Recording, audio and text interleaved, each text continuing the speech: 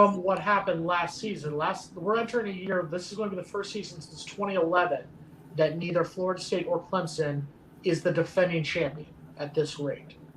What is the mood like right now in Clemson coming in the first time that Clemson is not the defending ACC champions in 6 seasons? You know, I think Clemson fans last year were not prepared for the way the season played out.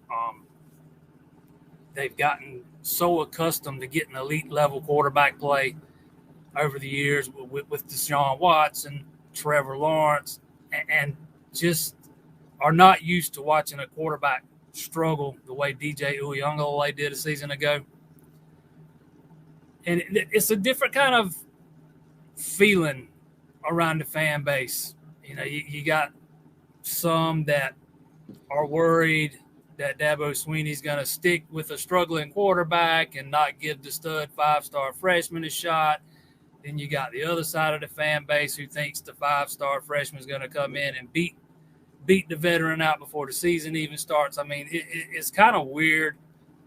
But from what I can tell, the defense it still gives much of the fan base a lot of confidence that Clemson can get back and compete for the Atlantic Division again this season, because that defense, it should be one of the best in the country. That defensive line, it is talented, it's deep. It might be one of the best in the country, could be the best in the country when it's all said and done. Just got to stay healthy, you know, and that goes for every team, but especially for Clemson coming off the injury-riddled season they had a season ago.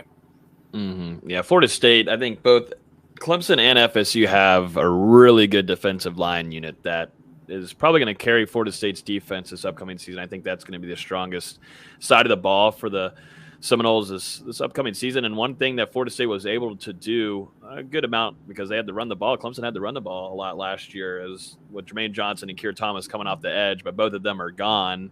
And now you bring in guys like Jared Verse. You've got Derek McLennan, who's been on the roster for years and years now and finally getting a chance to potentially now be a starter.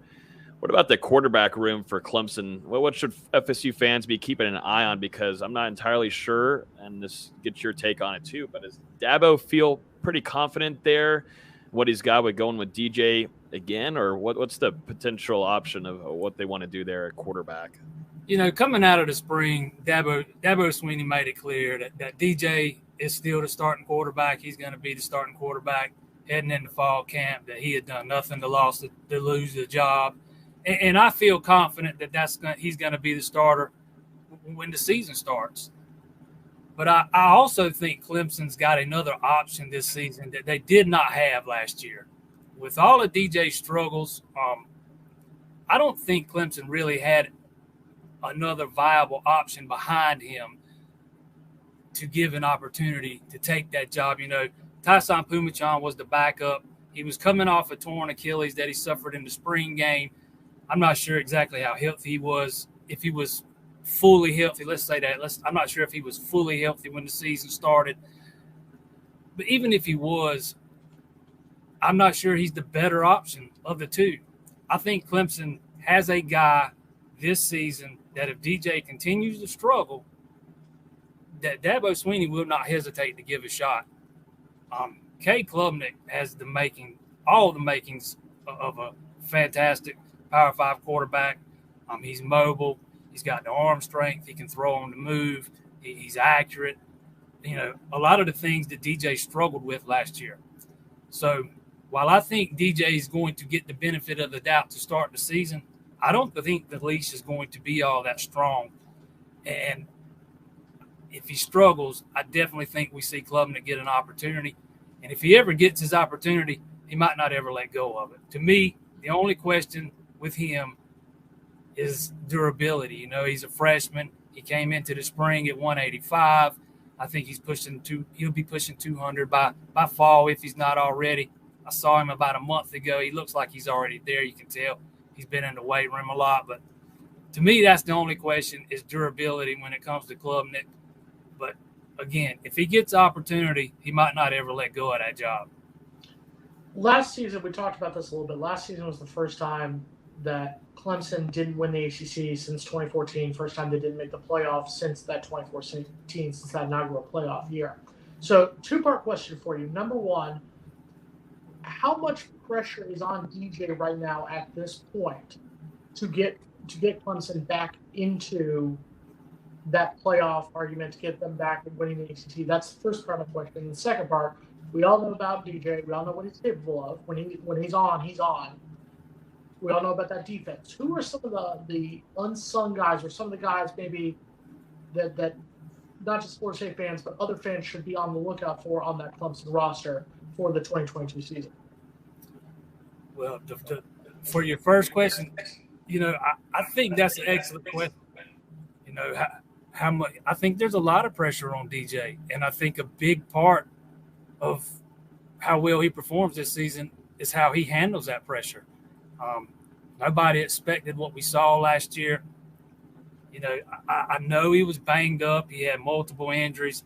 I'm not sure he was ever healthy after the opener against Georgia. I was on the sideline that night. He took a beating in that game, unlike I've seen many quarterbacks take lately. He took a beating, the worst of his career. I'm not sure he ever recovered from it. It's going to be interesting to see how the season starts, because I do think there is a lot of pressure on him. Make no mistake, I think there is a ton of pressure on him, and one of the biggest questions is how does he respond to that pressure? And I think the jury's still out on that. We won't know until the season starts. As far as some guys on the roster that I would say to keep an eye on, some unknown guys, let me think for a minute. One guy that first comes to mind is Will Taylor. He's a sophomore. He started out in the quarterback room last year, tore his ACL early in the season. The plan was always to play him at quarterback last year, then move him over to wide receiver. This is a two-way guy. He plays football, baseball. Future probably is in baseball, if I'm being honest. Probably could have been a first-round pick coming out of high school, but he really wanted to go to Clemson. The people who have watched him work out at wide receiver say they remind him of Hunter Renfrow with more speed. And to me, that's high praise. Clemson struggled not having a guy in the slot last year. I think they got some options there this year. And Will Taylor is a guy that I would definitely say is a name to maybe know. On that defense, I'm going with Jeremiah Trotter Jr. He's another sophomore. Got his feet wet as a freshman last year. He's a linebacker. Clemson's losing 11 years of experience at linebacker, at strong side linebacker and at at weak side Mike, or middle. Clemson calls it Mike, but the middle linebacker, and James Skowski and Balin Spector. They had 11 years of experience, and that's a lot to replace. I don't know if Trotter is going to be the starter coming out of fall camp. Wouldn't surprise me if he was, but Dabo Swinney, he likes to give his more senior guys the benefit of the doubt, and we might see McGuire start out there to start the season, but I think it's going to be hard to keep Trotter on the field. I think he's that good. He's the son of Jeremiah Trotter, former Philadelphia Eagle. His football IQ is off the chart. Like I said, as much experience as Clemson's losing at linebacker, I think they're going to be faster and more athletic with guys like Trotter and Barrett Carter, who is another sophomore. He's going to be playing that Sam spot, kind of the strong side spot in Clemson's defense. I talked about Clemson's front four earlier, defensive line, but it's really the front seven. I think Clemson has just got a loaded front seven, and I think that linebacker core could be scary as fast, as much speed is in that room right now. But those are two guys that jump right off the top of my head. I have a quick question, nice and simple. Is that Shipley kid still going to be playing this upcoming season? FSU fans, not a big fan of what we had to endure during that game where Florida State just could not stop Will Shipley running down Florida State's defense all throughout the game. I don't think if Shipley wasn't on the team, I think Florida State comes away and wins it. But goodness gracious, do we need to watch out for Shipley? If he wants to take October 15th off, that'd be great. He wants Yeah. He to was take only the a day off, freshman, take just the a day baby, off. Logan. Oh, great. Nightmare. Yeah. Bye. See you, Mark. Yeah. I'm getting off. Yep, true freshman last year, so he's got 2 more years left at least, and I think we are just scratching the surface, as far as his potential. He really started coming into his own over the final 3-4 games last season. After that Florida State game, actually, which was kind of his coming out party, if I'm remembering right. But yeah, I'm real high on Will Shipley. He's got the speed. He can run between the tackles. I think he's got to be a little bit better catching the ball out of the backfield. But I think Clemson's going to have a 3-headed monster at running back. They've also got Kobe Pace, a redshirt sophomore, kind of a kid that kind of came out of nowhere, came in the same recruiting class as DeMarcus Bowman. And Bowman being the 5-star guy got all the attention, but it's Pace who has done all the producing. And last year, along with Will Shipley, Clemson had another freshman by the name of Phil Maffa, who I think might be the most well-rounded back on the roster. He can do it all. As far as I'm trying to think how to say this. I guess let's just say well-rounded. All around back. I think Maffa's got maybe a little bit more potential than both of the other guys. And that's saying something because we all seen what Will Shipley can do. The plan was actually to redshirt Maffa last year, but with Lynn J. Dixon transferring out and some injuries, they had to take that redshirt off of him. He got his feet wet. And he spent all spring taking all the first-string reps because Pace and Shipley were held out, still recuperating from injuries they suffered last season.